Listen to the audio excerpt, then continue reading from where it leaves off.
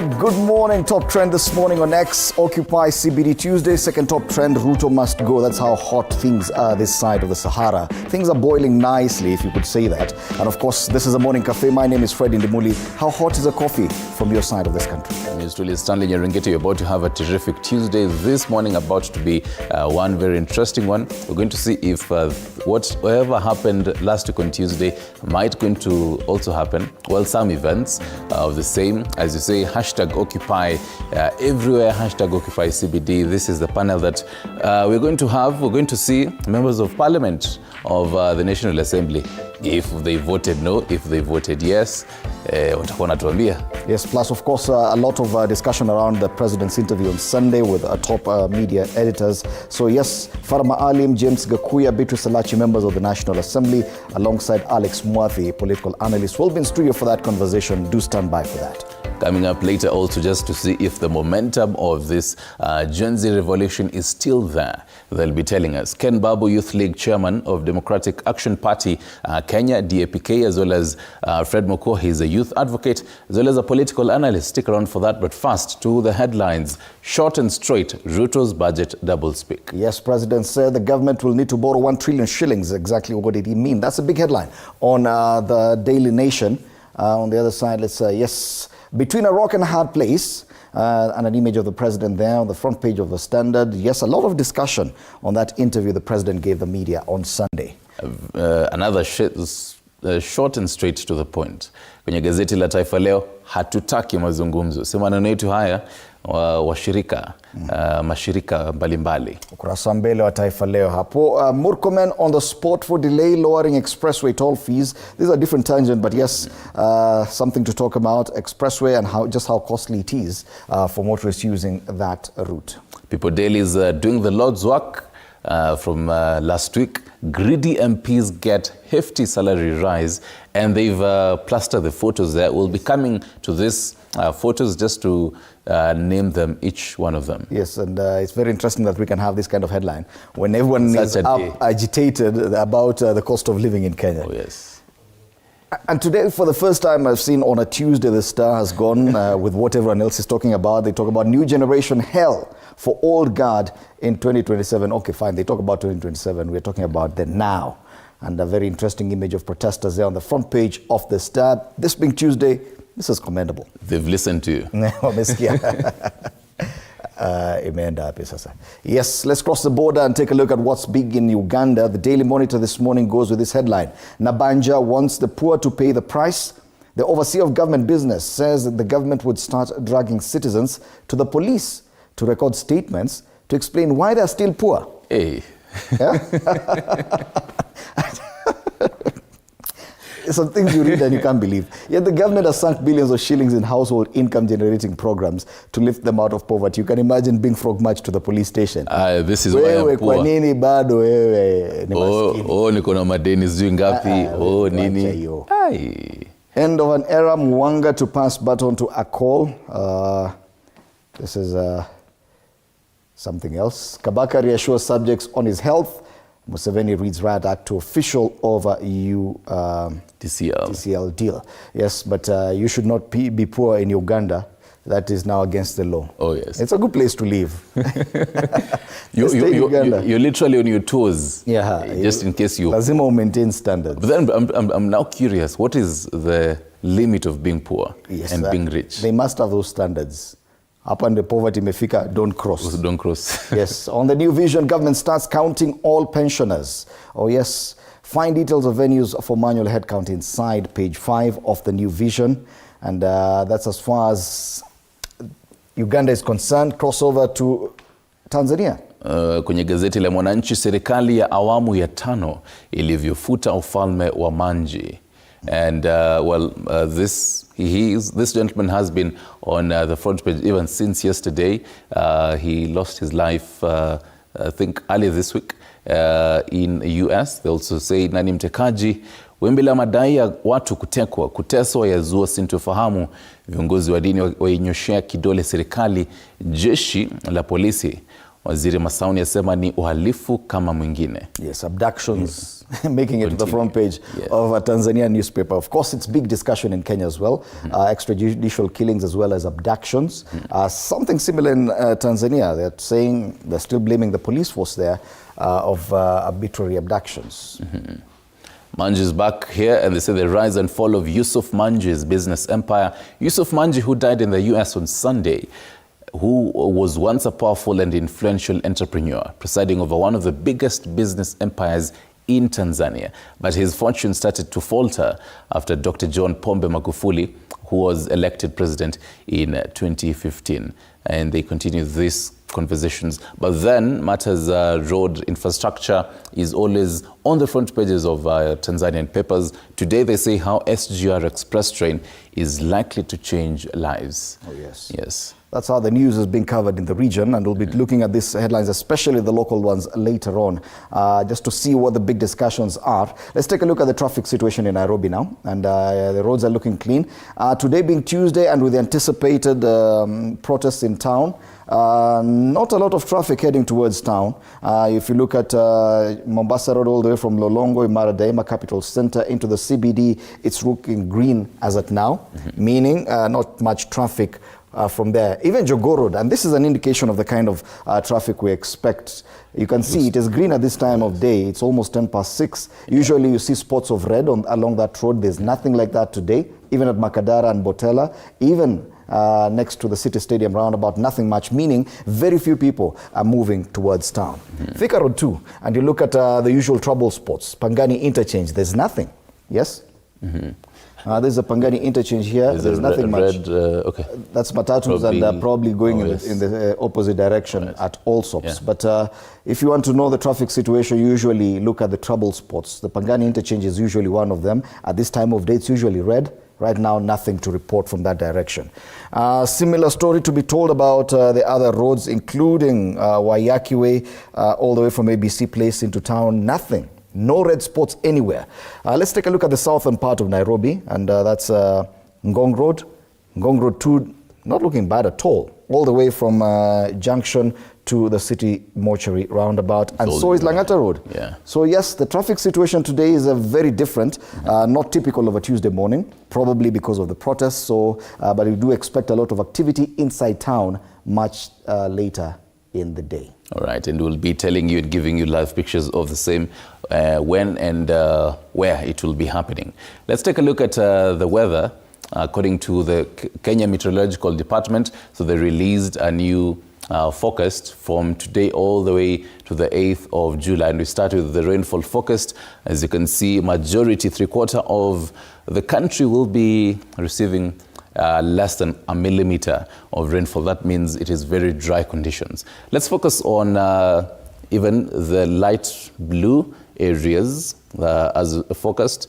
These areas will be receiving between 50 to 100 millimeters. These are Meru, Tharaka Nithi, Nyeri as well, and Murang'a and Nyandarua. Some bits of Laikipia as well, and Pale Samburu, Kidogo and Elgeyo Marakwet County. Nairobi, nothing really of the same. Nairobi would be receiving between 10 to 50 millimeters in some days this coming week. That is how the rainfall is going to be distributed. Let's take a look at maximum temperatures to expect. And again, about half of the country is going to be getting between 30 to 35 millimeters. The coastal regions, the northern... Degrees centigrade, rather. Yes, yes. Nimezoea millimeters sana juu ya mvua. Degrees centigrade, and northern bits as well as pale juu. But then the central, as well as Nairobi and Rift Valley, as well as even the western region is going to be getting about between 20 to moderate 30 temperatures, yes, between 20 and 30. 20 to 30 degrees Celsius. And finally, some night time, minimum temperatures as well. That is how things are going to be looking like. Minimum temperatures, how cold it is going to be looking like also for this coming week. Between 8 to 15 degrees Celsius. Majority of the country is going to also be getting between 50 to 25 of the same. That is how you will be expecting the weather situation coming up this entire week between 2nd all the way to the 8th of July. Right now, though, let me tell you what is going to be happening in our news diary, just some sections of it. So first off, Uganda's first shipment of oil products is going to be docking at Mombasa Port in Kenya today. So this ends the whole middleman costs, and Uganda plans to produce oil starting as of 2025. So definitely expect some coverage of that as well around Mombasa and what is going to be said. Into Senate today, they're going to be having an afternoon session. And among those proposed legislations that are going to be there is the provision of sanitary towels bill that is going to be moved by Senator Gloria Ojoba, as well as the County Government's Elections Laws Amendment Bill to be introduced by nominated Senator, that is Crystal Asige, and Senate Majority Leader Aaron Cheruiyot is also expected to move a motion on approval of sittings of the Senate to be held in Busia County from the 23rd to the 27th September 2024. That is just a nutshell of what will be happening in Senate today. But then from Senate across the country, what we expect, hashtag Occupy CBD protests. Anti-finance bill protesters, popularly known as Gen Z, will be continuing with the series of peaceful demonstrations, just calling out for accountability in the government and also for those who lost their lives in the past 2 weeks of demonstrations. Finally, into matters sports, Kenya is in the Under-20 World Rugby Under-20 Trophy, which is going to be happening in Scotland as of today all the way to 17th of July. And Kenya is the only African country, by the way, to be participating in this World Cup Under-20 trophy. And it is going to be playing today with Uruguay around noon. Okay. So yes. Something to look forward to. Oh yes. Right now though, let's take a look at today in history. Right, we'll be taking a look at it a little bit later on. Right now, though, to the newspaper review.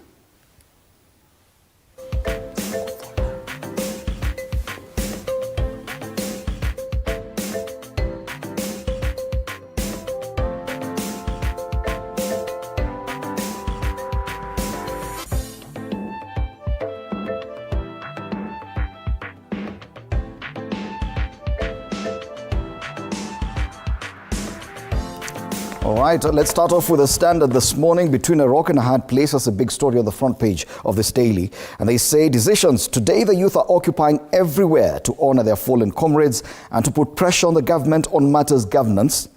Yesterday, the new budget cycle kicked in, but KRA will use the old laws to collect revenue. This has put the head of state in a catch-22. What will he do next?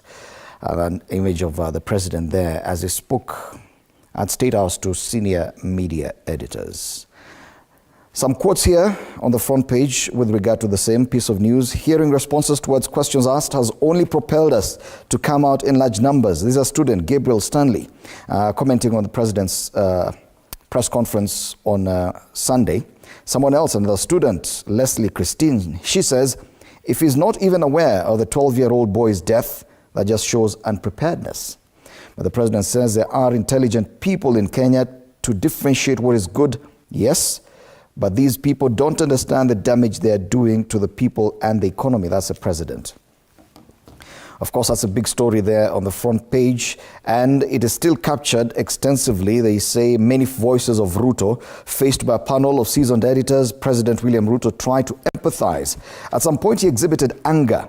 At another, he was calm and collected as he spoke to the nation. Now, this is a special report from that interview at State House, and it's covered extensively on pages 4 and 5 of the Standard this morning. Away from that are the highlights on the front page of this daily, beating all odds to find love and new life. They talk about Rose Adikin trusted her instincts when she boarded a flight to China to meet a man she had only spoken to on phone. Not only had she learned a foreign language and perfected the art of making noodles, she is nursing her second-born in Chinese village. Stories on page 3. At least there's still space for love, even despite all this hard times. Ile song ya mtu alienda Freshly Mwamburi. Yes, Freshly. alirudi May. Tarehe 17. Elsewhere, the highlights: Mandago in Court of Education Fund, ile maneno ya Finland imerudi kotini. Let's go to the top strip of the front page of the Standard. July 1st presented Treasury huge budget headache. This is the first time that we've seen the finance bill not ready by the beginning of the financial year, which kicked in yesterday. The new budget kicks in yesterday. But then again, we're still using the old laws because the protest forced the president to concede in as far as Finance Bill 2024. International scene: who is who in UK election? That story is on page 35. And business: what awaits new KTDA directors? And in sports, Chipu aim for strong start in World Cup.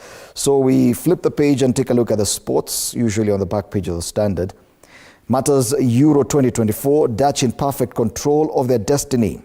The Netherlands seek to reignite will to win against Euro's underdogs Romania, and the Dutch will need to improve should they wish to reach the quarter-final. So for the lovers of the Euro 2024 tournament, there's a lot more information on the back page of the Standard. And that's the Standard newspaper this Tuesday.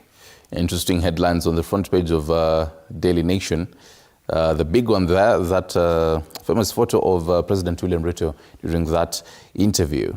Ruto's budget double-speak. They say President say the government will need to borrow 1 trillion Kenyan shillings. Whereas President Ruto has directed Treasury to implement budget cuts across both the national and county governments, his push for more borrowing beats the very purpose which the austerity measures were intended to achieve.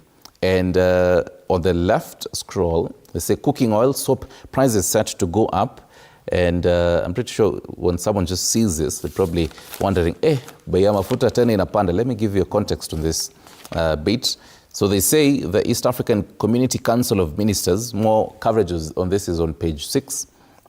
The East African Community Council of Ministers Chairman Deng Alor Kuol said Kenya's application to raise duty on crude palm oil to 10% from the current zero rate under the Common External Tariff CET has been approved. So Kenya now joins Uganda, which last imposed a 10% import duty on crude palm oil.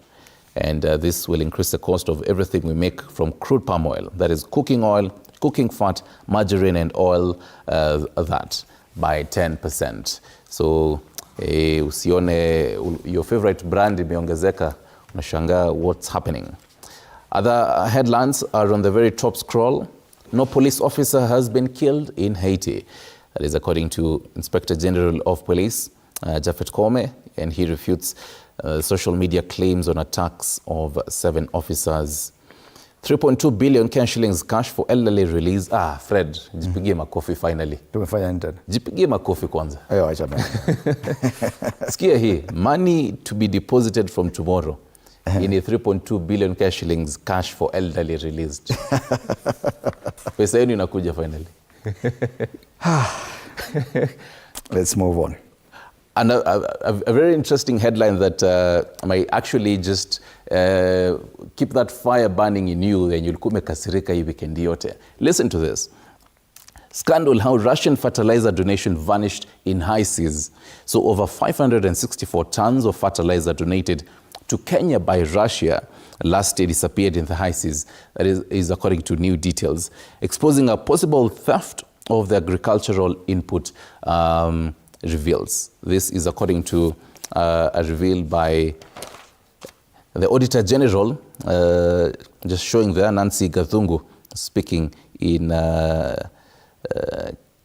just a particular expose by the Auditor General. So they say Kenya received about 33,835 tons of raw fertilizer from Russia, from the 34,400 tons that Moscow gave to Nairobi as part of a charm offensive to win the backing of African countries.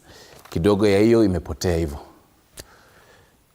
Other highlights focused on this paper into matters sports. Wanyonyi, the silent, unassuming master, eyeing Olympics glory. And that's finally, as we flip on the back page, concern over readiness by state to launch grade 9. They say state is in race against time to put up classrooms and labs among other facilities. That is the front page of Daily Nation. I see that story, Russia fertilizer has been focused also on Business Daily on the bottom scroll. Oh, yes. On the front page of the Business Daily, mystery of Russian fertilizer cargo that didn't reach Kenya is one of the stories given prominence on the front page. That's a consignment of 564 tons of fertilizer donated to Kenya by Russia last year disappeared in the high seas. These are new details. Yes, it was part of 34,400 tons of raw fertilizer material Kenya received from Russia. But the main story on the front page of the Business Daily is Murkomen on the spot for delay lowering expressway toll fees. The Kenya National Highways Authority advisory recommends reduction of fees. Now the delay is denying motorists relief from shilling and inflation gains. The Kenyan government has delayed lowering Nairobi expressway toll charges. That has really become popular, especially with guys coming from Kitengela and that side of town. Away from that, other highlights, quick highlights on the front page of the Business Daily this morning. Cooking oil, soap prices to rise in new 10% import tax. And you may be wondering where this comes from after the government conceded and withdrew the Finance Bill 2024. The cost of cooking oil, soap and margarine and some cosmetics with glycerin is set to rise starting this month after Kenya imposed a 10% import duty on crude palm oil. That story is on page 4 of the Business Daily. Elsewhere, Kenya AGOA exports deep, denies traders dollar windfall. Banks extend profit run on cost-cutting measures and interests. And finally, foreigners net buyers of NSE stocks for third straight month. That's the Business Daily this morning. Right. Tuangazie gazeti la Taifa Leo ambacho nasema hatutaki mazungumzo kulingana na taarifa ya pamoja. Mashirika wasema rais akichukua hatua atarejesha imani kwa katiba na taasisi zetu za utawala na kuunda taifa linaloongozwa na maadili yetu ya kikatiba. Wasema ongezeko la matukio utekaji nyara ni ishara ya ukosefu wa nia safi ya serikali. Vidokezo vingine kwenye gazeti hili, Omtata amerejea kwenye magazeti asema Omtata afika kotini na kesi kuhusu bajeti. Adai seneti inatengwa katika maandalizi na uidhinishaji wa bajeti ya taifa. Naibu Rais Rigathi Gachagua sasa atakiwa kujiuzulu ni kidokezo kingine pale chini.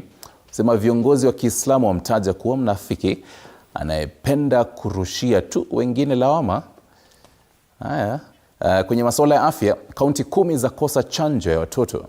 Sema kaunti husika bado hazijapokea chanjo ya watoto dhidi ya polio, BCG na ukambi na pepopunda. Pale juu, jaji mkuu pia laani ukatili wa polisi. Asema kila Mkenya ana haki ya kuandamana kwa amani, ataka polisi katili waadhibiwe. Kwenye masuala ya michezo, Uingereza ndani ya robo finali, leo kazi kwa Uholanzi. Sema Jude Bellingham ndiye aliyokuwa Uingereza iliyokuwa kikodolea macho kubanduliwa. Mingi kwenye kurasa wa 20. Hiyo ni baadhi tu ya vidokezo kwenye gazeti la Taifa Leo. Shilingi 30 tu za Kenya. Okay. Now to a headline that will definitely continue stoking the fire of discontent. It's on the front page of the People Daily. Greedy MPs get hefty salary rise. That's the big headline on the front page of this daily. A day after President Ruto admitted insensitive state spending and heeded to demands by young Kenyans to scrap some offices, House leaders awarded more packs. That story on page 4. Itakasirisha watu wengi sana. Oh, yes. Some of the faces, it's across board. It's not just these individuals on the front page. But yes, some of those to benefit from this. Politicians set to receive increments include the speakers of the National Assembly and the Senate, Moses Wetangula and Amason King respectively. Also, the leaders of majority and minority in the National Assembly, Kimani Ichung'wah and Opiyo Wandayi, as well as the deputy speakers of both houses, Gladys Sholei in the National Assembly and Kathuri Murungi in the Senate. You can read more on that on page 4 of the People Daily. And of course, itakasirisha watu. Ukweli tu tuseme. On the top of this paper, another story given prominence, big names to lose out on plum CAS jobs. Of course, wale walikuwa wamengojea kazi za Chief Administrative Secretary, the President said that will not happen. Yeah. Other stories on the front page of the People Daily, how law firms raked billions from counties, and Kenyans brace for second round of anti-Ruto protests by the youth. Yes, the top trend this morning is Occupy CBD Tuesday, followed by the second trending topic, Ruto must go. That's the People Daily today. And finally, on the front page of the Star, New generation hell for all guard in 2027. They say youths known as Generation Z sustain the Ruto must go countrywide protests. On pages 4 and 5, they have that photo there of demonstrators in Nairobi. It says, sons of time, young people agitating for sweeping changes in country's political leadership.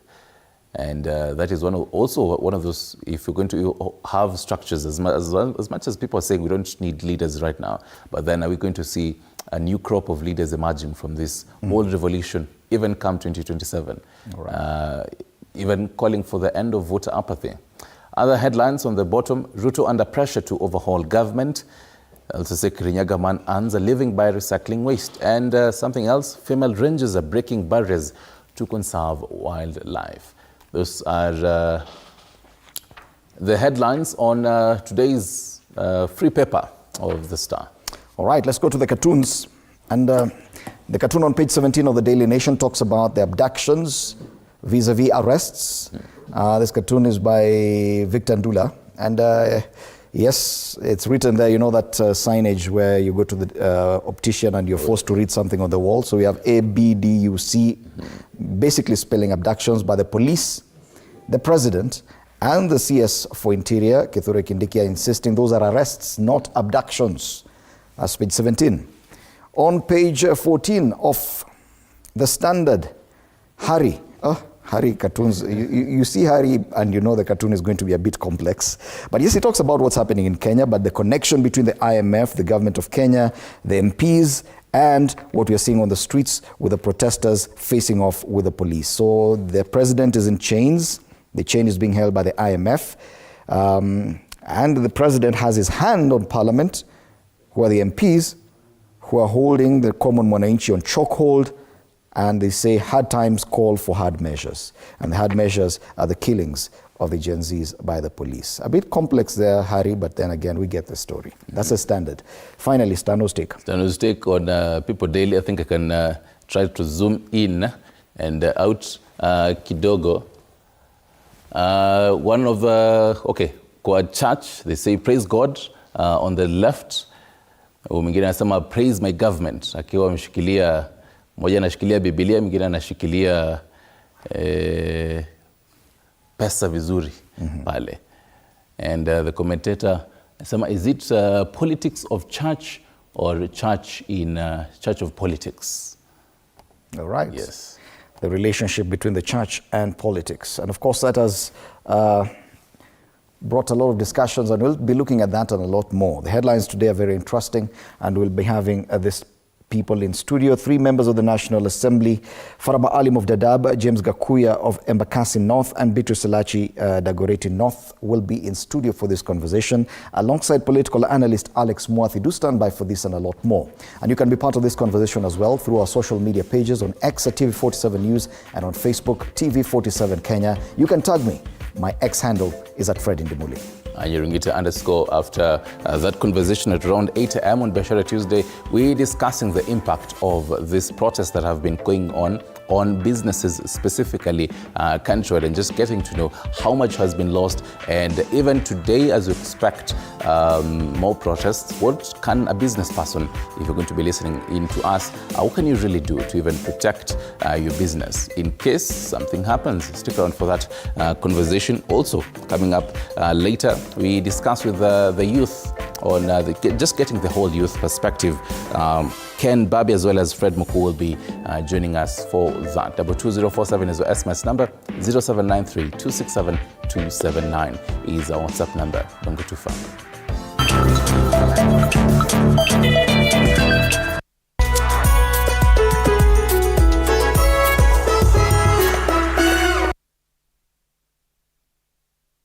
We explore the journeys of those who defy the odds and break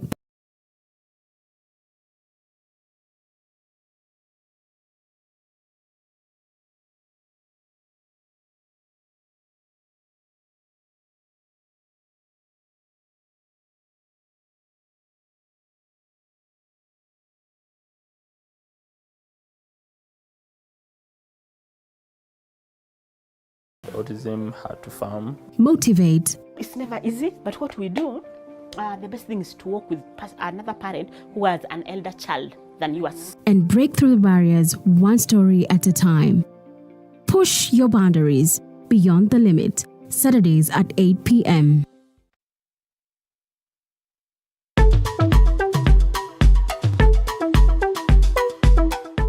The secret of change is to focus all your energy not on fighting the old, but on building the new.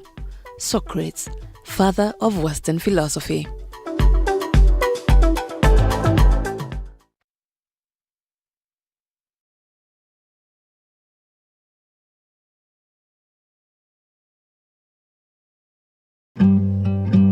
Stories of courage, resilience, and the indomitable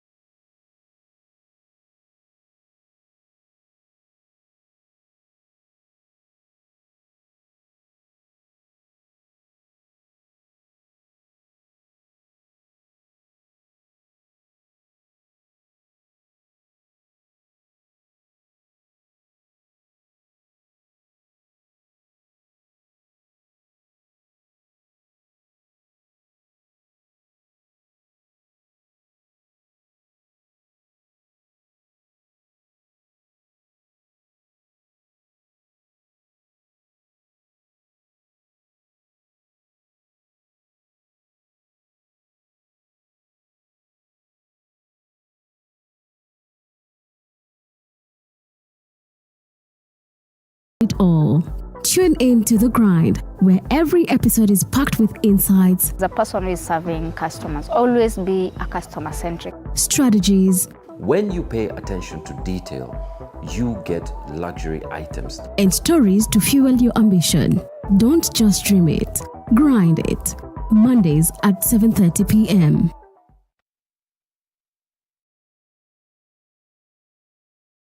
Here is an easy way out to make raw onion tastier and less pungent before using it to prepare any dish.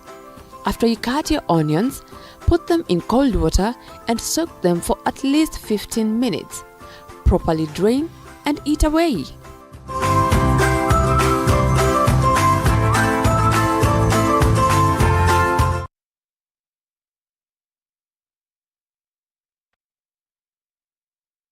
Join us as we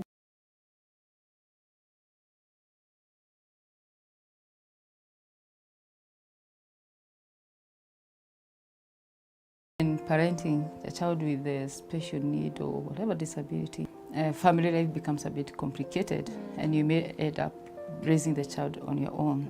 Here, we inspire, I have a farm which one we showcase with other dyslexic youths and autism how to farm. motivate, It's never easy, but what we do, the best thing is to work with another parent who has an elder child than yours. and break through the barriers one story at a time. Push your boundaries beyond the limit. Saturdays at 8 p.m.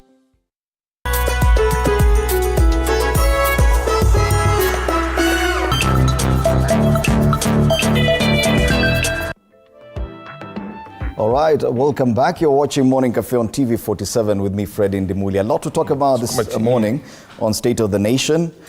Quick look at the front pages of the dailies. Between a rock and a hard place, the Standard focusing on that interview by President William Ruto on Sunday when he sat with the senior media editors. Ruto's budget double speak makes reference to the same story. And also on the front pages of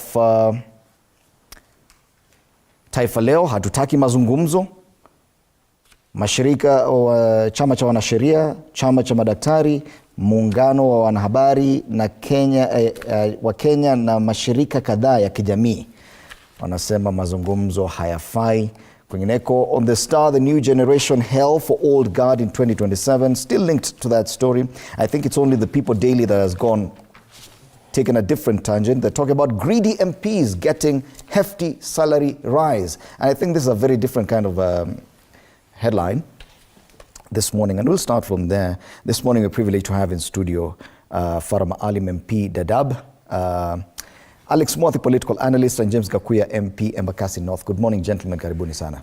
Asante, good morning to you. Let's start from the People Daily, what we're seeing on the front page of the People Daily. This headline will definitely stoke some fire in an already agitated population. People are not happy about the cost of living, about government expenditure. Now we're seeing greedy MPs getting hefty salary rise. We've seen from the past 1 week that Kenyans are not really very happy with members of parliament, both in the National Assembly and the Senate.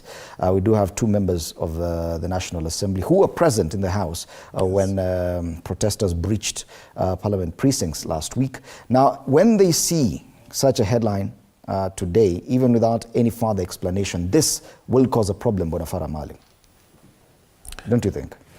Well, let me tell you, I personally do not have the inside information of exactly what this is about. Mm-hmm. But let me tell you one thing. Either we live in anarchy and chaos and have a situation in which everybody can become a government into himself, call them Gen Z, call them, what do you call a location, call them a county, call them a clan or a tribe, where anybody can come out there and say that we are going to go and bring down the established institutions of government and systems, in which case there will be no country. Mm-hmm. And there are many, what do you call, examples of that. We don't have to go far. We have it in Somalia, we have it in, what do you call, in the Sudan, we've had it in Libya, we've had it in Syria, we've had it in Yemen. Or we allow the conduct, character, and system of democracy to work In which case, if you're not happy with any office, you have the right of recall over a period of time. Outside that, the Constitution allows you to demonstrate out there without breaking properties, without attacking institutions of government. When you go and attack Parliament and you say you're going to attack the State House, and the very basic norm of statecraft itself is that the monopoly of firepower is with the government of the day. What are you quoting? But is it necessary to provoke such protesters at a time when there's already a lot of agitation? Listen, provocation is always there. That's why you have a democracy. People will always go out there and say, we don't like this system. We don't like so-and-so. We don't like these laws. You will always talk like that. But there's a way to deal with it. These members of parliament did not go out there as warlords from their own areas and win entry into parliament in their own ways to become legislators. They were elected by the very people who are shouting out there. All right. So when things happen like that, and you say that, oh, we are agitated, and we're going to take the law into our own hands, that is the language or the law of the jungle. And I'm afraid those of you who have not seen fire, we have seen fire ourselves because we're ethnic Somalis, and next door to us is Somalia. But I have 500,000 refugees in my constituency. Listen to me carefully. 500,000 refugees. I watched the cream of that, and I became an MP 1 year after Somalia collapsed. And I watched the cream of that society. The cream, when I say, I'm talking about everybody that you know of, the professors, the doctors, the lawyers, the engineers, the ministers who were in that country, die as refugees out of very small diseases like diarrhea and the rest of it, inside what do you call the camps in the DAP. So what we're doing right now is that we are playing with fire, and the political class is getting excited about it and running around. I hear you, Bwana Maalim, but the issue is... I don't have information exactly on what this is. It is, but even if it does happen, for argument's sake, if it does happen, what do you do? But then again, there must be responsibility even on the part of the National Assembly not to stoke fires unnecessarily. When you realize there's simmering discontent and this kind of agitation, is it necessary to provoke more unrest? Let me take this opportunity to say once again, say hello to the TV47 viewers, and of course, thank God for another opportunity. And really, it's my pleasure to be here today, this morning. Fred, I've perused the other dailies, and none of them has that story, unless it's hidden somewhere. It is on page 4 of the People Daily. Of the People, there's only People Daily one that paper, has. one paper. The rest don't have. It means it's a good splash for that daily. And exactly. And like Maalim says, that because it's only on People's Daily, I haven't even seen it on social media or anywhere. And I'm very active in that to be able to catch up information. So I really also don't know what is it all about. So two things comes out. Number one, the Parliament went on recess on Wednesday last week. I don't remember any discussion in Parliament about increase of salaries. I don't remember. Okay.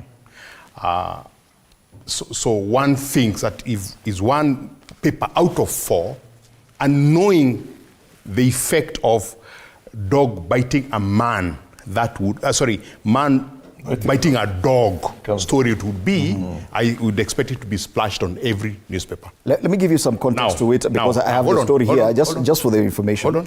Kenyan lawmakers are in line for a hefty salary increment starting this month, even as Kenyans demand that the government effects budget cuts and other austerity measures. The increment is likely to trigger public uproar. Now, this is a Gazette notice by the Salaries and Remuneration Commission, SRC, which states that monthly remuneration structures for state officers in the Senate and the National Assembly are to be implemented in the financial year 2024-2025, effective July 1st, which was yesterday. So this was notice done yesterday? I think sometime last week. Last week? Yes. Oh, everybody missed it. Very interesting. There was a lot of very interesting. Who did it? SRC. SRC. Yes. And who is SRC?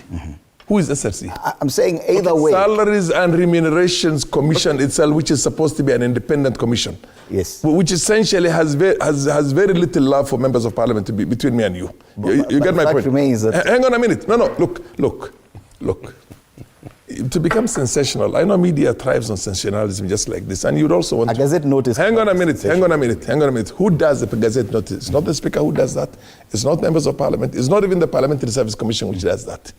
In this case, from the look of things, is another body that has done the Gazette notice. What needs to be done right now is to interrogate that Gazette notice itself. Mm-hmm. You get my point? Okay. Interrogate, but not come out there and say greedy MPs. You know what I mean? Don't destroy this country. My dear brothers, when this country goes to hell, you'll be running also in those places as a refugee somewhere. That is my concern. That's my concern. At a time when the National Assembly has suffered some serious lack of confidence from the public. So the notice was done more than a week ago. Mm-hmm. Why now? And People's Daily decide to make it a headline today. Splash it today. Not the following day. Mm-hmm. Don't you think there's something wrong there? MPs getting hefty salaries is a big issue that we've always talked about. Okay? The people question the allowances and all that. But for a Gazette notice to have been put last week and put it up today, that's because it came into effect yesterday, July 1st. So why not put it yesterday? Today, you know what is happening today? Yes, I do. This is stoking that fire. Mm-hmm. It's an attempt to stoke that fire. That basically was and honestly, what happens is that you can pick up history and stoke fire. It's fine. Okay. As a country and a responsible journalists, we need to be also to be. I do not make the news. The top trend on the national on X today is Occupy. CBD Tuesday. Now, the point I wanted to make, is Ruto must go. I have nothing. The point I wanted to make was this: that the Parliament went on recess last week. If a Gazette notice had come out even before that recess was announced, and the hostility measures were mentioned on Sunday, and I'm not defending the president or speaking on his behalf. You know, I never speak on behalf of anybody. I speak about truth. The fact is, if the notice was put out last week, it's effective until the members of parliament go back to parliament and change it. They can't change it when they're at home. And that's the time to basically wait for and question and call them greedy at that point. Until that day. Fine. Yes, until that day. We will hold you to that. Yeah. But Bwana Gakuya, from events of last week, we've seen clearly that, at least in the eyes of the public or the protesters, Parliament and especially in the National Assembly has suffered a major issue of public confidence and probably even lost legitimacy in as far as they are concerned. Does that concern you as a member of the National Assembly? Allow me to salute viewers wherever they are watching us from. And coming to your question, I have a very straight answer to you. That I don't think this is a new game. And the parliament has been always having issues. Even you remember that activists sometimes comes and pour blood on around the gates of piggeries and so on. So the drama is not the first one.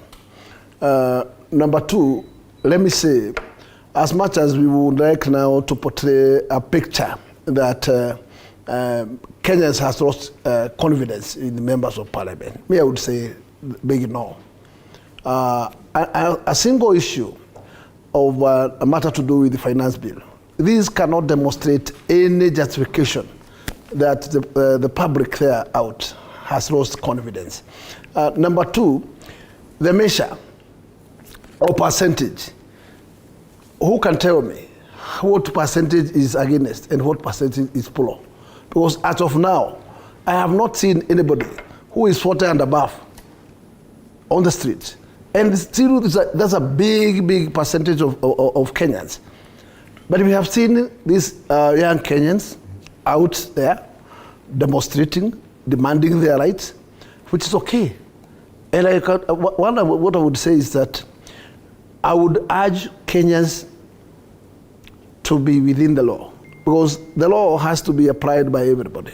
if we want to take this country into anarchy, is the route. These same Kenyans forced the president to concede in as far as the finance bill of 2024 is concerned, meaning that the president listened to other voices out there. I have no problem. How come the national Assembly was not able to listen to them? I have no problem with that. But also note that the country has its ways of managing itself. And I can tell you, if there are issues that actually are to be addressed by finance bill, those amendments has already taken place. Because of a number of 20-something, 23 number of amendments were already done.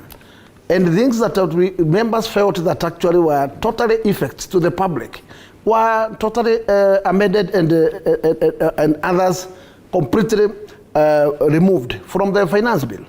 But the total and the end point of the demonstrators were that they wanted to see the whole bill brought down. But this is not the way to build the country.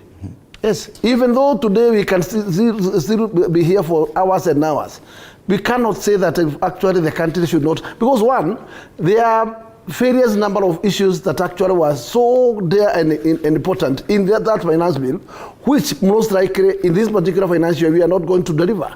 And those things are purely needs for Kenyan people, and especially in the area of agriculture, where you realize that there was a waiver for coffee in that particular bill, 6 billion. There was an increment of cherry fat, 2 billion. There was money for mopping milk of 1.4 billion. There were monies for Mau roads, 5 billion.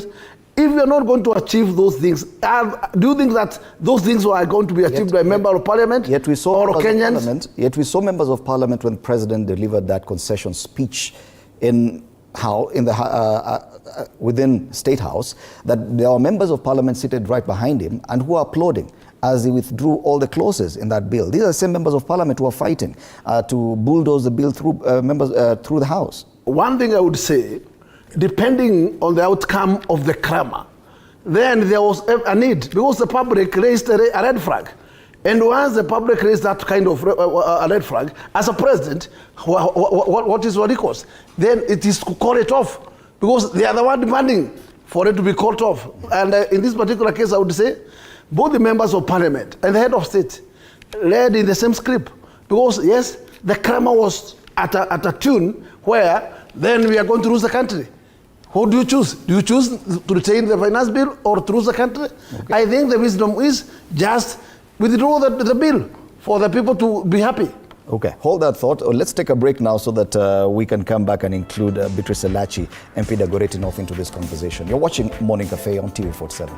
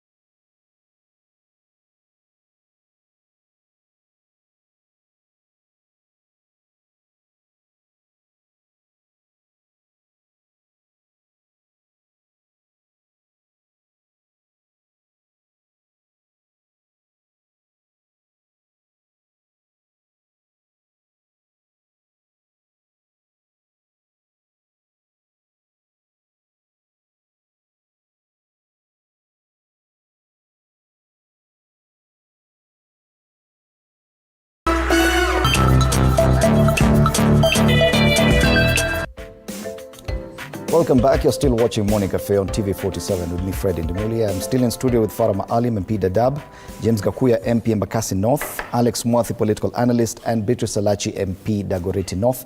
Just before the break, we're still examining the issues around Parliament, both houses, especially with specific focus on the National Assembly, which has come under a lot of criticism. Generally, the 13th Parliament has been criticized for ceding too much ground to the executive. And from what we saw last week, it was unprecedented, Parliament precincts being breached. And the question is, has Parliament lost legitimacy? Bwana Maalim, on this issue of the finance bill, if the President was able to listen to the ground, if I may use that phrase, listening to the ground, and forcing him to concede, how come the National Assembly was not able to gauge public sentiment on the same and probably be in tandem with what the President did? Let me tell you one thing. The presumption that the ground had a position is wrong. What's the position of the ground? What did the President concede to? No, hang on a minute. I'll come to that. There is no ground position. If you go back to my constituency or you go back to any constituency right now and you ask them, what's your position? And some of them might tell you the finance bill is bad. Ask them what's wrong with the finance bill. Mm-hmm. There's going to be a bunch of untruths, and then there's going to be probably a few areas that they will talk about, and all those areas have been corrected on the floor of the House, well in advance by the committee itself. Mm-hmm. All the clauses that essentially was supposed to be offensive or whatever, or did not go down very well with certain sectors of society, they were addressed. So, and ground is not Nairobi. Mm-hmm. It's not CBD Nairobi. Mm-hmm. When you say ground, you have the whole country. Hang on a minute. The protests we've seen were witnessed in 35 out of the 47 counties. I'm not talking about Nairobi. I know that. You see, there is a problem in the country because we have a bulging youth, population in this country that do not have jobs. There's a massive population. There are professionals out there who can get jobs. The issue is, how do we create those jobs? And the problem did not start just yesterday, did not start this year. It's been there for a very long time. As a matter of fact, the biggest problem was the 10 years, the previous 10 years of Jubilee government. So the President basically said that, look, the way things are, and it's not only information, good information and true information and honest information that creates a mass movement and creates a revolution of something like that. Even all sorts of information goes out there. But the important thing is that the way things are right now, let's take a break, let's pull back on this thing, and this is what he's told his own group there. Let's reject this thing, which, by the way, does not exist in the standing orders or still exists in our laws and the rest of it. We really have to craft something else. You are saying the Parliament's hands were tied in as far as the finance bill was concerned, that members could not in any way reject the finance bill? Well, in a sense, it's never happened before. You know, a finance bill is passed by Parliament. When the finance bill itself is passed by the Parliament, it goes to the President for assent. The President can have his own objections to it. He sends it back with a memorandum. You get my point? And say this and this and this and these articles. Right now, it's a total rejection of the finance bill from the President. It's never happened. Not a single, legislation in the history of this country got a total rejection from the President. Mm-hmm. And because there has never been a precedent like that before, we are in kind of a constitutional crisis, we're in a kind of a legal quagmire. But anyway, there's a way to go about it. Parliament can go back and somebody can come up with a new bill there or a motion, whatever it is. Mm-hmm. And we find how to sanitize or regularize these things. But the reality of the matter is that we got ourselves into the situation we are right now. And I'm 100% convinced that this is not all spontaneity. It's just not a spontaneous thing. It's spontaneous to the extent of the dissatisfactions and the people who are jobless and the economy in the country and the many youths basically who cannot get anywhere. Okay. But as far as the issues at hand for the moment are concerned, I have a problem with that, to be honest with you. I'm still with the Parliament, Bwana Mwathi, because the issue is Parliament conducted public participation. Parliament is made up of representatives of the Kenyan people. Protests were witnessed in 35 of the 47 counties. Yet parliamentarians appeared not to listen to that and bulldozed through with this finance bill. The hashtag then was reject finance bill. It somehow got to the president and he considered. Is Parliament unable to gauge the sentiment and adjust to the same, or are they obstinate? You know, Churchill, I think Winston Churchill, I can't get the exact word, I'll try to paraphrase it, that the truth is incontrovertible. Malice may delayed it and all that, but there it is. The point is this. Since the time that bill was published, there has been a question of a couple of areas that people have questioned, including some of us who have been on social media, on TV, on radios, and we have questioned, especially the issue to do with the draconian taxes that had been introduced in the bill. 25% excise duty on oil and eco levy and all those. Because this bill was in public domain for quite a while. And we agitated for them. And when the process began, which for all purposes were legal, the fact that you are supposed to, if you have a grievance, you stand up. Because the people may have seen that with the various committees, they had not trust in those committees agreeing with them. On the day that the bill was going to happen, these clauses were removed. All of them. And you remember for the first time, there was a press, I think there was a presser in the State House where this was announced that we've really considered on all this and this on bill. Meaning that the initial reason for agitation was removed. So by the time the members of parliament went to parliament, the issues that had been raised on various forums, FKE, KEM and whatever, have been removed. So by the time the bill went to parliament, because the whole issue of amendment, there were proposals to amend. Once a bill is published, it has to be amended in parliament. They're the ones who are supposed to say yes, and the proposals were done. So the bill that was done with those removed. Two issues. Kenyans agitated about certain issues in the finance bill. But by the time we got there, because masses are masses, the clamor had changed. Has stopped being about the finance bill. To an extent now, the finance bill became a trigger of something else. A desire to change the government. And that's why you saw Ruto must go. Not only reject the bill, but Ruto must go. So meaning that you have shifted your goalposts from the bill to something bigger. And so by the time the parliamentarians are passing the bill, those issues that we had agitated about, majority of them had been removed. We are trying to, some of us are trying to think that, was there anything else hidden that we hadn't noticed? But what we had clamored for had been removed. And when the Thursday happened now, it wasn't about the finance bill, Fred. It was beyond the finance bill. It was about reject. The conversation you are raising about the legitimacy of parliament. I have issues with parliament. I have great issues with parliament in terms of the way they have behaved themselves. And some of the people who have been appointed, the largest, you know, the 20 million shillings donations, them coming out and telling us that they have no time for villagers like us.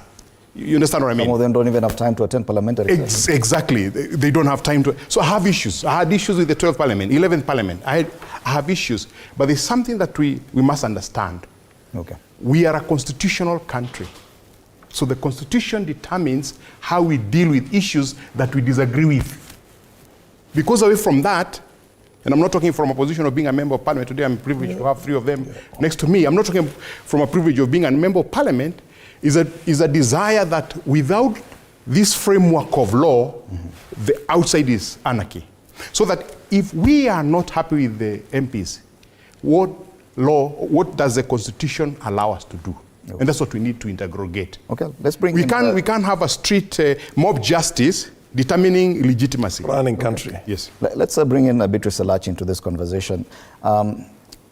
Elachi, you've been in Parliament, at least this 13th Parliament. You voted no for the finance bill. I don't know if you were present on that Tuesday when the amendments were considered clause by clause and the bill passed. But the question now is on the legitimacy of the National Assembly, given the fact that the House was not able to gauge public sentiment and move in tandem with that. The President, on the other hand, listened to the people, gauged the public sentiment, and considered to actually rejecting the whole bill. Do you agree with that assertion that there are questions around the legitimacy of Parliament, the National Assembly to be precise? Well, first, as a woman of Kenya, let me start by just apologizing to Kenyans. As a member of the 13th Parliament, on behalf of all of us, you see now, when you see the country now where it is, and you reflect back, the problem was not the finance bill. That's what all members, we did not understand. The problem, and I remember when I was in Eldama Ravine, I said, the problem is not the finance bill. That time we were with the Prime Cabinet, and I said, the problem is something that we have refused to see through as parents and as leaders. And the problem started after we passed the 2023-2024 finance bill. Many people, this thing called affordable housing, they have kept it, but they are very quiet. But they are not happy about it. And then they knew in the finance bill of 2024-2025, now we are coming with SHIF. All of them had NHIF cards. They are wondering, now what happened to our money? Why are these people not telling us anything? They are just taking us. And so then you find many things in Nairobi, the biggest challenge was the flooding. And everyone was very angry, but they kept quiet. So it's boiling. It's like in 2003, 2004, 2005. The country is boiling. Same. This finance bill is just like that referendum we threw out in 2005. Same. And then they realized, oh, so you've become with the spirit of arrogance. You don't listen. You come to us. You are more arrogant even than the president. You talk to us arrogantly. You tell us how we are. These are members of the National Assembly now. Of course. Yes. When we go out there, how are we speaking to those who elected us? Very few maybe are the ones who are able to say, these are our electorate. But the majority, they arrive, you arrive in flash, you arrive in this, Kenyans are wondering, this is our money? You see, that thing is just boiling. And then they realized, oh, we have something to ride on, this finance bill. But I knew also this finance bill, to be very honest, there were many things. And for me, in the 13th Parliament, I'll go down. One day I was with Speaker in Lugari. I told him, my Speaker, please let us return the dignity of the House. Try. You are our Speaker. Don't allow everything that comes. Try and just, because you are neutral, you advise both sides and see. Then this is a parliament, or the 13th Parliament is a parliament where you can never do anything bipartisan. Nothing. Everything is just on aggressiveness. And I wonder, I was a whip in the Senate when Uhuru came in, and my president now. But we tried to really have bipartisan. Duwale used to try his best. When things are tough, he will talk to Badi, he will do this. But this House, I am so sad. They don't speak to each other. Okay. They don't sit down even to see. When they even go for this House business, I think they just do it based on the parties. They don't sit and agree. We are now in the House business. It is us who are managing the House. Okay. And those are some of the things, even as we speak all this, we must come back and reflect as a people. But then this is what I'll tell my president this morning, even as we pray for the nation, because we have to pray. And we know we have done wrong to these young people. These are the young people who started their classes during Kibaki's time. They know what education is. Then some of them came through. They were promised the laptops. They never saw it. So you know they are carrying. Then in them, there was a spirit of burning schools. Nobody bothered. That's why I'm saying, parents, we carry this burden. Parents, we did wrong to our children. We decided to take them more in boarding schools, fine. But we never took that care of a parent. And I'm asking more about Parliament because I want to see the role that Parliament has played. And that's what I'm saying. I've given the problem we now find ourselves I've given you where Parliament has played its role. This one of we go on Saturday, and we just do wrong things. Then we come back. Then people are just seeing, they are quiet. Even this thing of church, I have always said, do you really need to have to remove here? And how come our Muslim brothers and sisters, we don't see, but they build mosques. They do all these things. But you will never see. Why can't us Christians go back that Jesus said, no, do not allow your right or left to know what is in the right. But then, we come in, and the other thing they felt disappointed with us is that after the finance bill of 2023-2024, so yes, what have we seen better? Would have, now I go to Treasury. They are the ones who have bulked us into all this mess, because if Treasury would have understood the framework they have given to collect revenue to KRA is performing badly, then you can't even undo a Kamukunji. Especially when Ndungu sent us, CS Ndungu sent us his sort of advice when we were now just about to finalize the finance bill. And that was the best time. We would have used that moment to say, Budget Committee, Finance Committee, sit and see, and just our understanding is that the entire budget making process is down to Parliament. But it's good, that you've told us the budget making process, as I finalize, is not just on Parliament. It starts with Treasury. And I want to tell them, and I've kept on saying, even here, I have said the Economic Council of the President seems not to understand our hybrid way. I still want us to focus on Parliament for now, before we go to Treasury. But even if you focus, things come from the executive for Parliament to do what? It would appear, because yes, enjoying a majority or an advantage in any house of Parliament is a positive thing for any administration, and anyone would want that. Even the Jubilee administration enjoyed the tyranny of numbers, and they used it in a different way. But it would appear that with the 13th Parliament, this kind of majority that probably the President or Kenya Kwanza enjoys in the House has managed to stoke some negative sentiments towards the same House, such that it is not even offering quality to the President, who should be enjoying the numbers in the House, but it appears that Parliament and the majority that the President should be enjoying is more of a problem to him. Do you agree with that? I can't agree with that. One is that, let us agree, there are two critical areas that members of Parliament does, and which emanates from expressly from the executive. One is budget. Budget comes from top down. Number two is finance bill. Finance bill starts from executive down. So you cannot tell me that actually when members does the concerns of the executive, that they have done anything contrary. Even in the scenario we are in, that we want to purport that the president had a different thought from the members.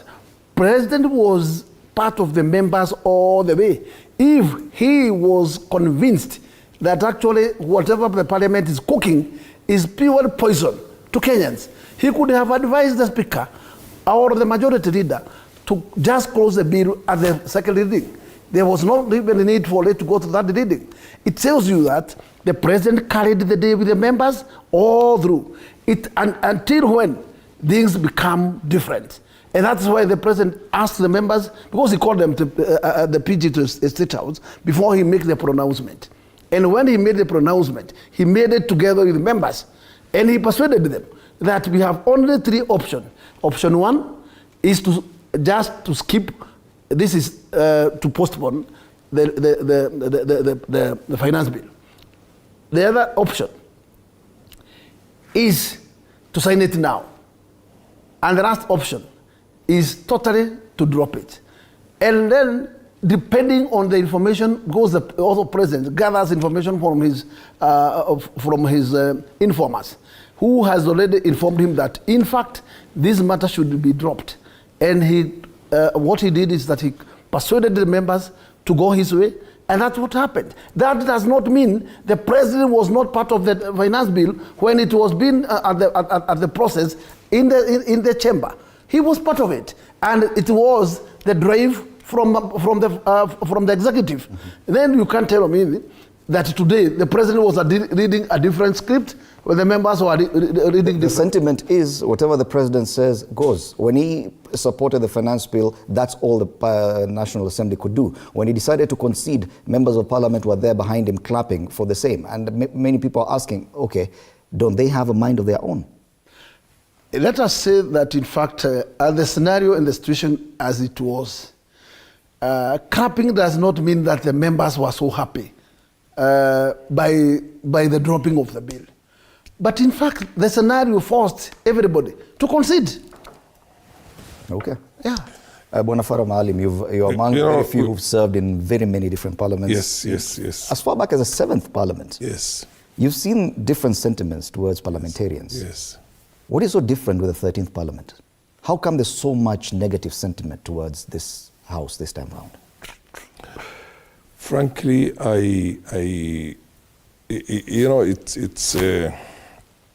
it's too many things that have come together.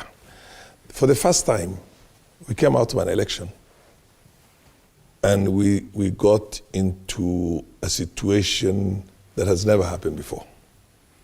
Every time we went for an election in the past, and it's a fundamental election, usually happens after 10 years, the former president, literally begs for forgiveness if he has wronged anybody and if he has done everything, and I forgive you those of you who has, and he goes home and rests at home. We had a very young president who is younger than me, actually, as a matter of fact, who retired. And in the past, the former presidents largely tried and avoid getting involved so vociferously out into the open in the election of the person who is going to come and take over from him. They've just been men before, there's never been any woman. And that way, there was some kind of, there was a peace at the top there. In this last election, we had a president who was fighting his deputy tooth and nail in the last election. And when his deputy became the president, the matter did not end up there again. He literally was there in the opposition circles as the leader of Azimio to make sure his deputy does not come in. So he was actively in the politics of the day. Nonetheless, with all the efforts he has made, again, he did not get his wish, this person comes in. The matter never stopped there. Progressively, that eyeball to eyeball is still there until today. And the president has got enormous resources, former president has got enormous resources, enormous what they call connections, and a massive following. There's no question about that. So we never got out of that acrimony from day one, even after the elections and the determination of the new leadership and the rest of it, we never got over that. So that's why I'm telling you, I mean, everybody here admits that these issues we're seeing right now in the streets is not about the finance bill. But you do agree there's a lot of negative sentiment towards the National Assembly. Even that one, when you look at the legitimacy of those negative sentiments, you hardly find them. I mean, there's no substance into it. Why are people unhappy with the parliament? and you tell them, give me certain things. We have a lot of pollsters. I don't know why pollsters do not go out there and carry opinion polls. Even that, there's no substance. Very little substance in that. Can I just finish? From last yeah, she year told me that it's something that has been growing. I agree with you, but these are all a presumption that Parliament is working with the executive. And in every Parliament, I mean, I was there in the 7th Parliament, we were in minority. The government of the day had the majority. And we lost every motion we brought to the floor of the House. And the government has always had its own day. I mean, that's why you have a majority. A majority has its way, a minority has its say. You get my point? Even the last administration enjoyed that kind of majority. Yes. The question is, why the different kind of negative sentiments from the public towards this? Well, this is created. I mean, when you have organized the sectors, organized what do you call people with oil, well-oiled, very well, what do you call resourced and everything else, working on this thing. Look, 1 year ago, a good friend of mine, I'm not going to mention the name, told me, Farah, you should be more with us. He's talking about the position circles that time. As there's a revolution coming on. The revolution is on. So the desire to do things the way they happened the other day did not start today. It started way earlier. You understand my point? We say in my language, if somebody is madly interested in snatching your wife from you, because he wants he wants to humiliate you. Even if you offer him your daughter, a very much younger, much more beautiful daughter's hand in marriage, he will not opt for that. He will still want to take your wife from you. You get my point? So this has never been about the issues that are coming out in massive scale. Some people had made up their mind that he has got to become. He has to leave. And by the way, let me tell you one thing. This has happened before in this country. And as far back as those of you who are very young will not remember, but I think he remembers that.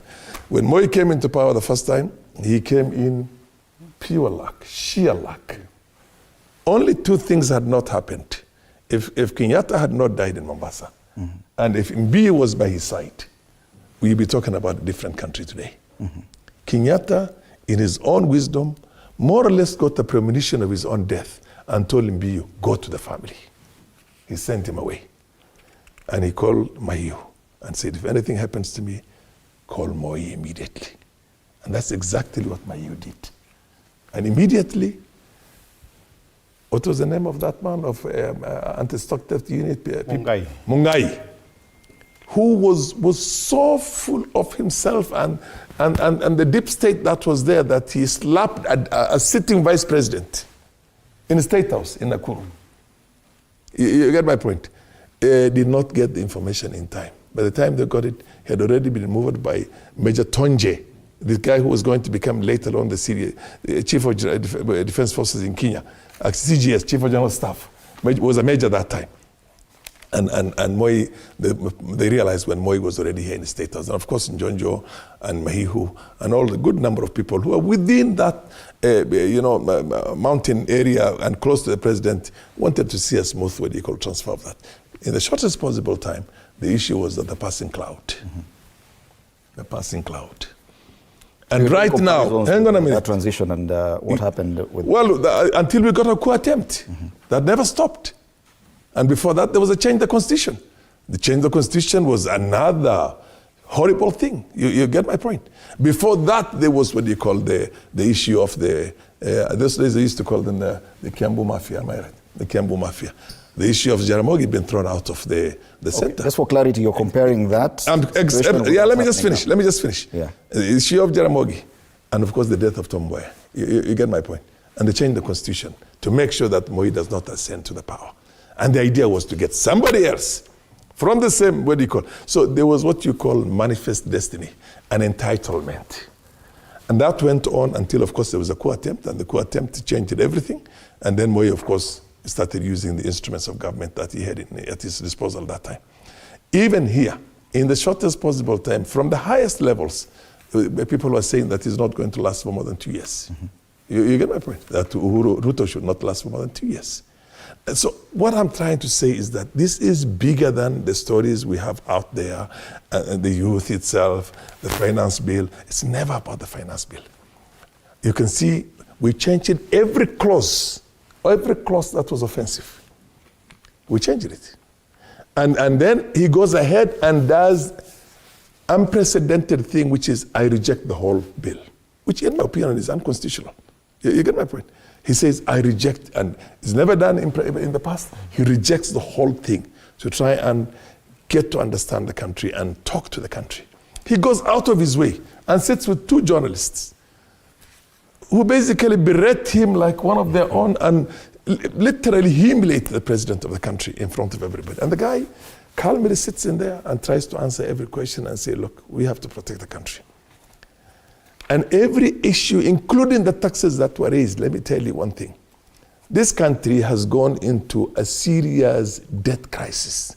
And if we don't do certain heavy liftings at some stage, we'll be in trouble. People talk about him taking other loans to retire some old loans. Those loans that are being retired, like the Eurobond and the SGR itself, are punitive loans where we are paying almost 10%. Mm-hmm. The idea of going to the IMF and World Bank, getting a loan from that and paying off this thing is the best thing that can happen to a country, because the IMF loans are less than 1%. You get my point? These are concession loans. And the idea is that get rid of this. Look, if you bought a property right now and you're paying 13%, 14%, 16% interest on it, and you have a possibility of going to other institutions and getting them to pay off that, pay off that loan, take another loan, and then you only have to pay 1% and have a moratorium of 6 years, you have a period in which to prepare yourself, and the country has got to do heavy lifting. Okay. Can I tell you one last thing? Read the history of Singapore, Hong Kong, Malaysia, South Korea, all those countries when they were trying to get out of the poverty they were in before. There had to be heavy liftings. Okay. You get my point? So let me take you back to what you said. You said that there are forces that are fueling and are interested in supporting. The whole idea is to get rid of him. Let me be honest with you. Yes. The idea is to get rid of him. Mm-hmm. And people are so naive that you cannot get rid of a person like that. You get my point? Okay. But he himself right now, let's give credit to him. He has bent backwards over. You see, this is a man... And let's focus on the president and his actions in the past few days. And many people question whether or not he was actually correct in doing what he did. Let me tell you, I think he's gone overboard in trying to talk to Kenyans. Uh-huh. To the extent where right now everybody calls him a liar. You know what I mean? You understand my point? Which, in my opinion, is the worst morality or moral level that this country can descend into. Because you are destroying those people who are calling him a liar and doing all those things, and don't know that they are destroying the institution of the presidency. Okay, but if the president says one thing and does another, what adjective should we use for him? Yeah. Can I just finish? Like what? Look, we hesitated. Mm-hmm. Everybody knows where the Eurobond went. Listen to me carefully. When the Auditor General of this country at that time wanted to go and follow the money trail for the Eurobond, Uhuru berated him in a public place and told him, ati anataka kwenda kufata hii na hata huyu pia. You get my point? Okay. Somebody who's doing his job. And this country kept quiet. Can I just finish? Let's allow Baramwathi to come. I'm going to allow. And the country kept quiet. And here we are, looking at everything, including some 500 tons, that essentially out of 34,000 tons. So there are multiple, what do you call? Like if you look at the front page of the Daily Nation today. Multiple standards in this thing. Yes, multiple standards in this What is double speak in a different word? If I may use the same noun that other people have used, calling the president a liar. On the front page of the Daily Nation, they talk about the issue of debt, and the president in his concession last week talked about serious budget cuts to cover the deficit that the finance bill was supposed to plug. But in his assertion, he said, now we're going to be forced to borrow more because of the same 346 billion that was to be raised with the now rejected finance bill. So is it budget cuts or is it borrowing? That in itself, and it's the president speaking, not anyone else. Now, I wanted to address an issue that we have raised a little bit earlier about the parliament. And I'd said earlier, the legitimacy of the parliament is shown at the end of its term when members of parliament are voted out or voted in. And you notice in Kenya, we have this habit of voting out almost 60% of every sitting. 85% early days. Of every parliament that we've had. Meaning that the problem that this parliament has is not different. People don't like it. One of the reasons, of course, that makes people, especially for this parliament, is the fact that the members have gone in and really has been callous about the way they behave in public. They become, not only this parliament, I must confess is in the preceding ones, but I think there's a level in which people now are more informed, communicate more, and everything builds up slowly. So it's been building up to the level where now people are able to question everything that happens.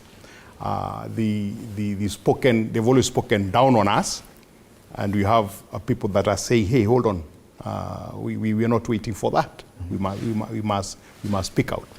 And the pride that has been shown, living large, we see even some of the people that are meant to be appointed in government showing their 40 million shillings cars that they have bought. And one wonders, why would you show on social media those kind of things? Because we have them, but you don't have to keep showing people the things that you have. And someone was saying somewhere that if you worked hard for that, you wouldn't show it. You wouldn't show it. But if you've used corrupt means to get it, then you want to prove a point to everybody else that's around you.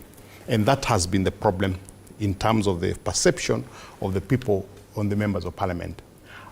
You remember when this debate on the punitive tax started, people like Kuria Kimani, the chairman of the budget committee, when people say that, look, how can you tax 2.5% of a car that I'm paying 3% insurance on a year basis? A car that I paid import duty, what is this tax about? Is it a well tax or is it? He said, look, if you don't want to use a car, just walk. That's an abuse to the people. Then Kimani Chungwa telling us that I no longer have no time for villagers, calling all of us villagers, and he has no time for us. So he's beyond us. That kind of language, of course, has caused a lot of people to use that to be able to incite others into the position they're talking about legitimacy. We are a constitutional country that lives within the law, and it's a choice we make for ourselves. We can choose to go Somalia way, we can choose to go DRC way, it's okay. Sudan way. It will be a choice, completely a choice, because they chose to go that direction at some point. Are they suffering? Yes, they are. But it's a choice we make. Every choice we make has a consequences, and you have to face that consequence. So if you're within the constitutional law, we have a bunch of 435 members of parliament and senators. We have an opportunity in a few years to be able to do that. And we should actually start now garnering ourselves together so that we do what Senegal did this year, where they elected a 44-year-old as their president. And in the information that is coming to us, sometimes you're not sure. But the information that is coming to us, that young man is doing a lot of work for that country. You have Burkinabe that went even the worst, one of the bad ways, not the completely worst. Worst is anarchy. The bad way is when the military take over. And we have Traore, who seems to also to be doing something else for Burkina Faso and running it. So the young people have an opportunity in the coming future, and they must form themselves. You can't keep saying we are fearless, we are leaderless, and all that. We must have a leader if we want to cause a revolution or change that be. Okay. The other thing is the president has dug his hole. And he did not start now. They were together with Uhuru Kenyatta. And they dig a hole where they had no obligation to fulfill what they have promised. To an extent, we go to campaign and you say, we have a fantastic blueprint here, and we're going to build 9 stadiums. We are going to issue every child with a laptop. And when the push comes to shove, they don't do it, they don't apologize for not doing it. Exactly the same things has happened. Is that tantamount to lying? Semantics. Why semantics? Semantics. Because lying in English language is intentionally giving false information. Intentionally giving false information.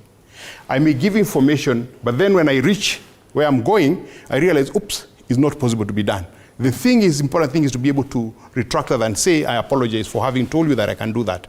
Because sometimes you say things out of time, not something that you've planned to say. Okay. The word double speak is a better word. That I say this, but I do this.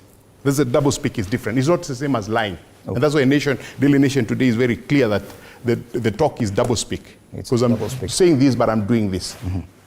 Elachi, you seem to be agreeing with that sentiment that lying is not probably the correct word to use here. It's double speak. But when it comes to budget issues, Parliament too will be involved in this. When it comes to the debt ceiling, if at all this trend continues, the President will be back to Parliament to ask you to lift or to lift the debt ceiling. It means he's still not done with the National Assembly and how the National Assembly will aid in this debt discussion. Well, you see, in matters, by the way, in matters finance, you can't blame the President. You have to blame Parliament. In the Constitution, we were given the mandate.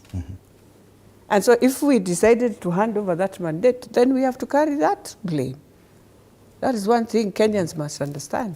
Kenyans, in their wisdom, said in the Constitution, Parliament shall approve any monies that you need in this country.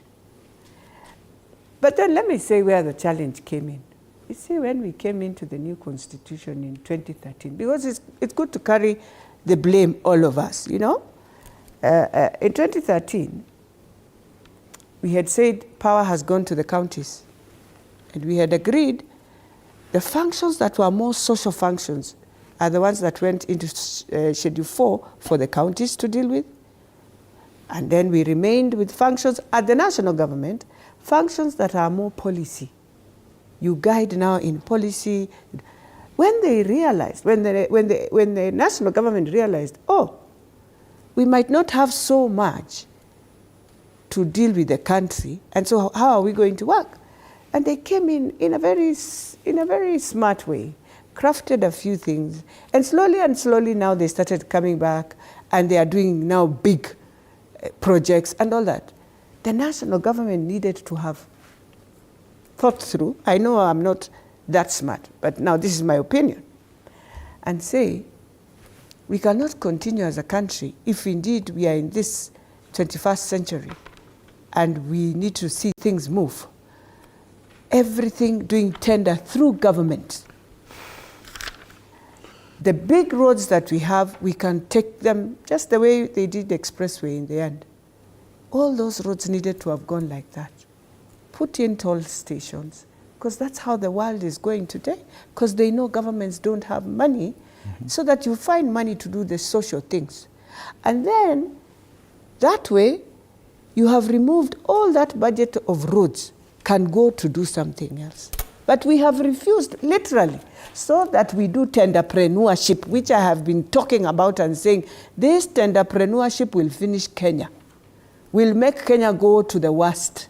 That's what we have done. All our monies are just stuck in some projects. That's one thing. If the president wants to come out, he must ensure all our highways, take them to a PPP. Take them to a PPP. Because Kenyans will pay for it. It will pay itself, even if it is 20 years. Public-private partnership. Yes, it will pay itself. Number two, the other mistake they did. So after you have done that, now you come in with your projects. Now you start retaining money at the national level. Yeah? More, and that's what, but then we have never even asked, even as we talk about the president, we are not talking about governors. Who are they? They have killed the country. In fact, we don't see their projects. We see national projects only. They defined themselves to say, either we get money from national government or we cannot move. Where is your local revenue that we left you with? Where, and the biggest mistake the president did, some of them, he then took them and gave them jobs. You are giving people jobs who went and finished a county. How I wish they did even one infrastructure and tell us, at least Mandera we can say there's a hospital, there is this. Now go to others. Most of them you'll be very shocked. So even if you're talking about debt, the president to pay debt, fine.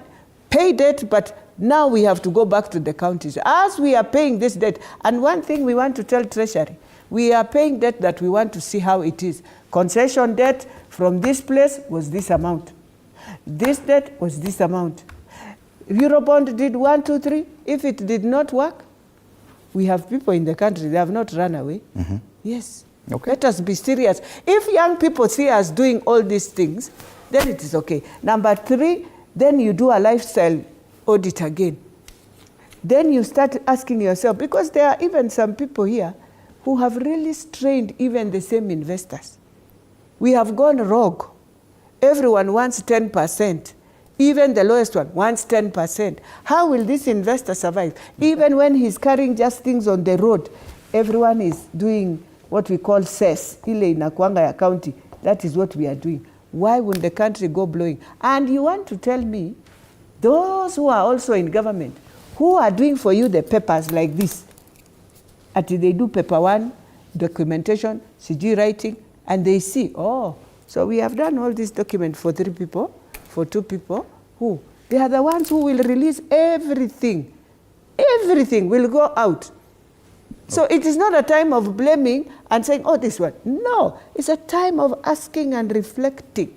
Okay. And anyway, one of the biggest challenge Kenya faces, which I've realized in every regime, they have a lot of betrayal in themselves. Okay. Starting from Kibaki's time, starting from Moi's time, starting from Kenyatta's time, starting from when we started this country. Okay. Betrayal within regime because of time, so much. And so that I give each one of you at least 2 minutes for your final remarks. Let's start with you, Bwana Gakuya. And watching members of parliament who were sitting behind the president as he made those concessions, Kenyans noticed the kind of jeering and the kind of attitude that was there when a question about development was asked. And they all said, unataka nini, and you've ensured these concessions have been made, meaning mutaona. Now that you've forced the president's hand, mutaona. This thing is still coming back to parliament. The rejection, the memorandum is still coming back to the National Assembly. The fact that the president now says he may be forced to borrow 1 trillion shillings will come back to the National Assembly. Has the president forced the National Assembly's hand? Has he thrown the National Assembly under the bus? And what do you expect moving forward from the National Assembly in as far as finance and budget making is concerned? As One, let me address about the gap, because the gap that was to be addressed by this financial year's finance bill was purely anything to do with the 320 billion Kenya shillings. And I would like to say very clearly, this is money that can be recovered elsewhere.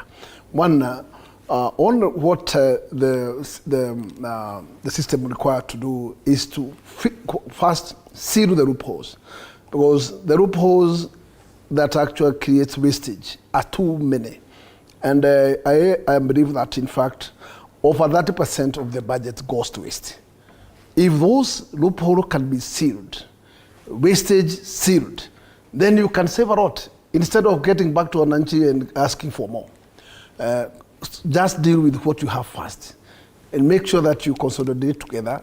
Make sure that you seal those loopholes all over. Number 2, also think about how to handle youth, which is the young generation. It is unfair to have a state where we will be always saying that actually we are banking on job creation through one sector of housing. Because this housing is not all over. And not every other single constituency that has this program. So I am saying that it's a high time that we must look and bring back things to do with what we call kasi mtaani. It is key to just keep people moving. We have people who are in urban areas that have no any other business and they can only eat from their pocket. When their pockets are empty, those are devil's workforce. And what do you think those minds will turn to? Those minds will turn ugly. They will turn against those others who has. So it is a point where we need to look and find a mitigation on that. And number 3 is also look at the whole logistic of education system, and especially help. Youths who are students believe that actual help is their baby. And I am also saying that actually it's high time we should look into that element And if possible, bring it back. So, because I am sure that in fact, even though we have new mechanism, it may not be very, very much working and making the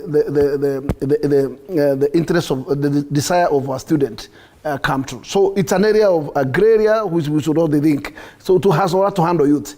Okay. And finally, as I conclude, I would say, Kenya Revenue Authority, which is entrusted to collecting, enhancing of revenue, they can do their extra mile and generate more. It does not mean that actually it must be sealed under the law for them to perform to their expectation. They can still move on and push the resources to a greater space where we can have still money enough to fit those gaps that are already there. But those gaps should not force this country to go to another borrowing.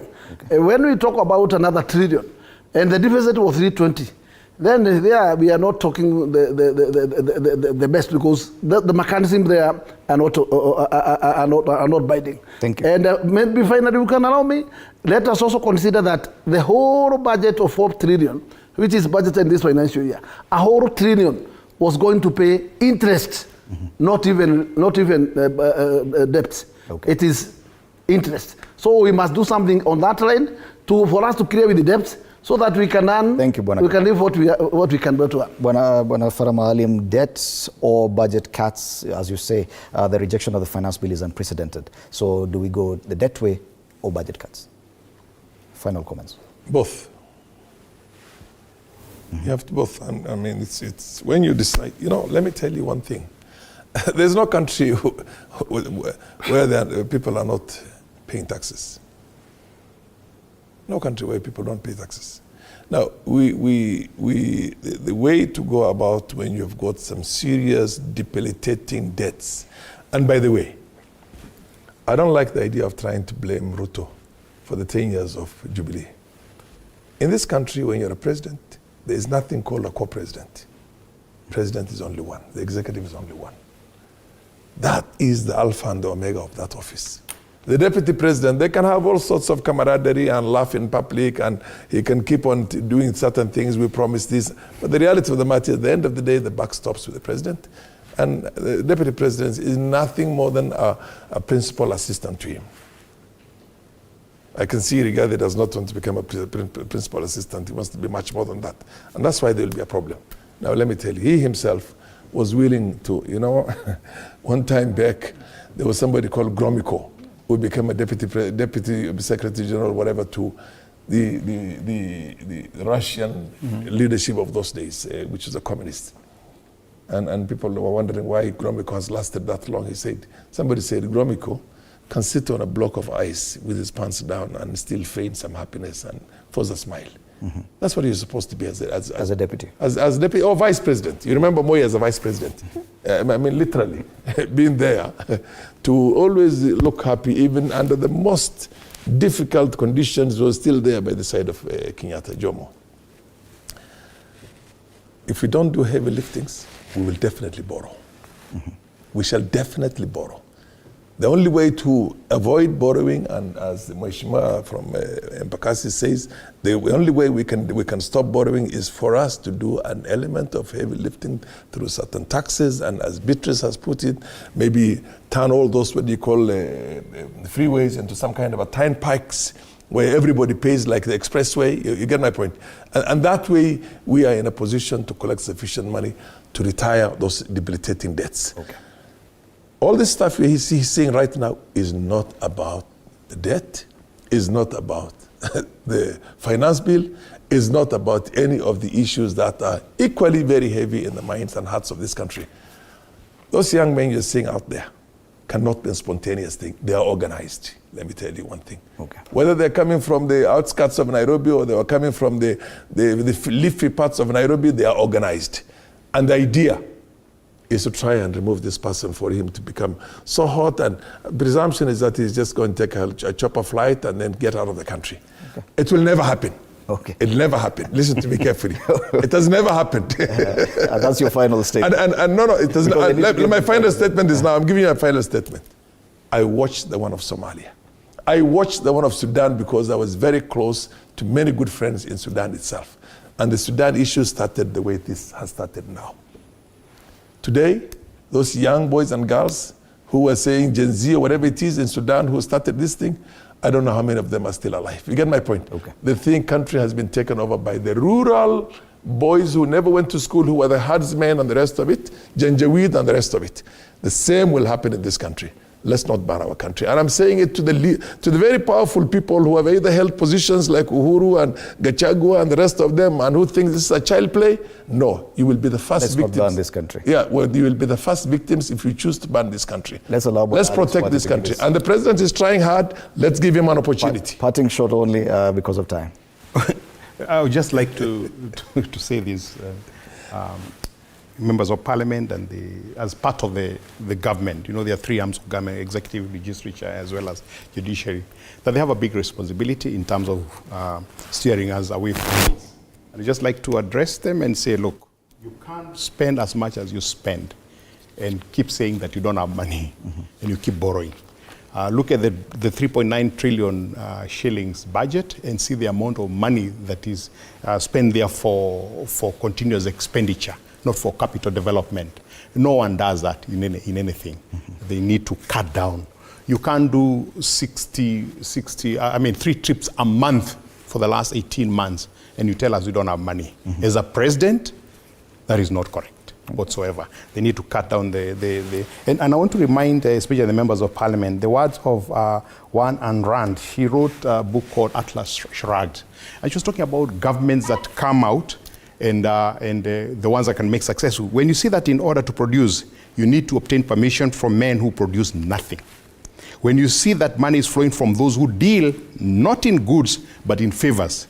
When you see that men get richer by graft and by pull than by work, and your laws protect you against them, but protect them against you, when you see corruption being rewarded and honesty becoming a self-sacrifice, you may know that your society is doomed.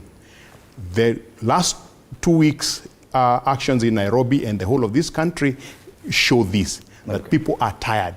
They need a change. There's an opportunity for the president, for members of parliament, to become responsible and sensitive to the Kenyans. Okay, thank you so much. Finally, just a minute.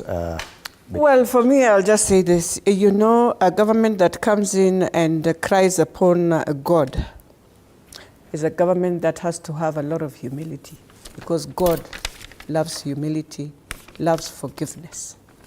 But also, when you have debts, I agree we must indeed cut. But also, if you want to build your country, Kenya, it's a very democratic country with 70% of young people who will determine everything. It is time they be on the table, not the menu. But lastly, as we move, I want to plead with all of us Kenyans, starting with our children. As you do all of this, remember there's the goodness in it, the consequences in it. As you go there are those who took advantage, even those in government took advantage, because there's no way at night things can be carried. There's no way the fridges were being carried. Where? But then it means they were parking in a car. So where was the team that was supposed? Lastly, the intelligence team of the president. While we blame each other, we don't want to hear any more blame game. Okay. How it started, you know. Even now, how they are planning, I believe you know. Are you telling the president the right thing? Or you have decided to be also compromised to be in the game? Okay. There's no need of blaming the deputy president or who. Today I'll say it in front of the eyes, even of God. It is sad that my own president started this game when he was the deputy president. They are learning from him. Okay. Thank you so much, Beatrice Elachi, MP Dagoretti North, James Gakuya, MP Embakasi North, Farah Maalim, MP Dadaab, and Alex Mwathi, political analyst. Our panelists this morning on State of the Nation, as you take a look at the headlines this morning. Of course, this conversation will continue throughout this week. The top trends on X,